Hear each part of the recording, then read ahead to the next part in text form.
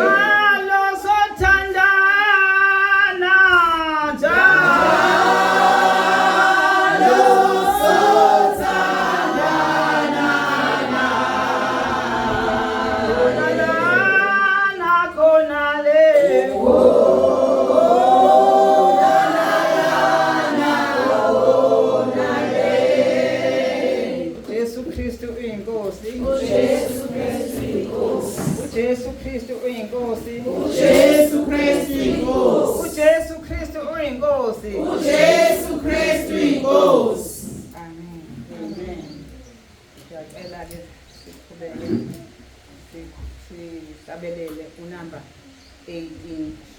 Samthanda unamba 18 bazalwane. Angizethuleke bazalwane. Igama lami ngithembelihle.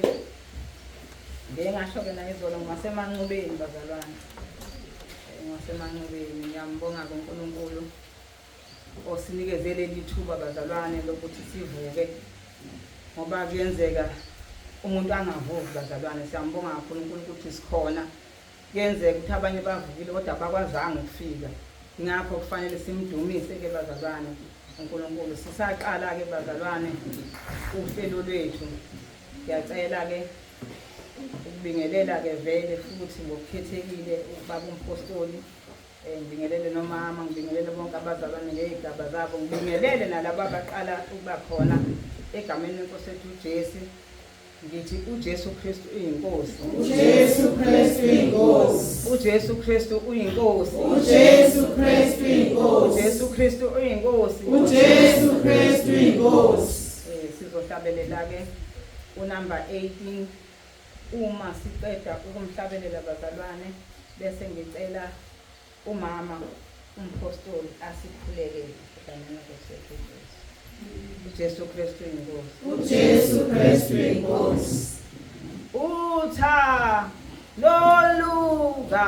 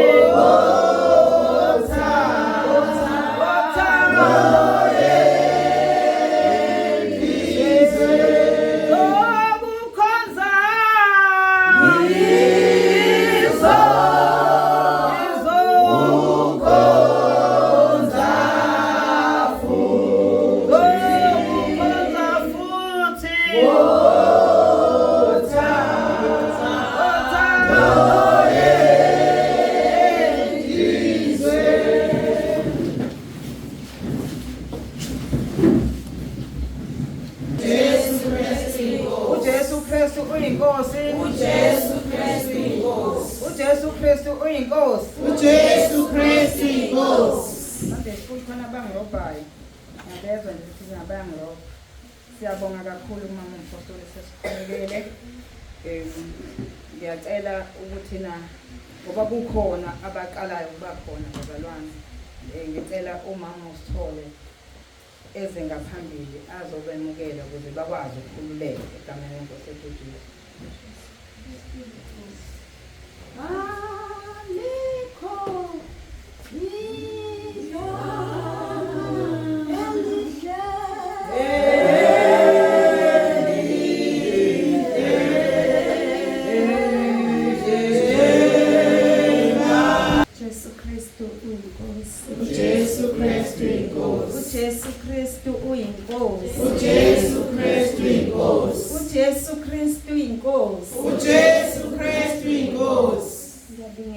Baba nomama umpostoli nabazalwane bonke omama obaba bekhona intombi nezinsizwa Sunday School egameni elihle lomfeli wethu uJesu Kristu ophilayo. uJesu Kristu inkosi. uJesu Kristu inkosi. Sengibingelela abaqalayo ukuba khona namhlanje. Siyabemukela, siyabonga kakhulu uNkulunkulu Baba oluthando osithandile ngabo. Silapha-ke bazalwane sikhuphukele entabeni yendlu kaJehova lapho ezosifundisa khona indlela zakhe ukuthi sisaphila la emhlabeni simele ukuhamba kanjani ukuze siba bamthokozisayo. uJesu Kristu uyinkosi. uJesu Kristu inkosi. Namhlanje nje ngivuke ngijabule kakhulu ngatshela abazalwane ukuthi ngijabule kakhulu inkosi mayiqala ukukhuluma vele ithi Jakob. Haleluya. Jesu Kristu inkosi. uJesu Kristu inkosi. Sekukhoneni benkosi ke bazalwane singabe nakho kungabaza inkosi khona phakathi kwethu bambisise lokho inkosi ezokukhuluma nawe egameni lenkosi yethu Jesu. Isithandile kakhulu. Isithandile, ikuthandile yakuvusa yakupha amandla okuza mawufunda Malaki chapter 1 verse 2 and 3. Inkosi ikuthandile. Jesu Kristu uyinkosi. uJesu Kristu inkosi. Nkosi yami izulu lakho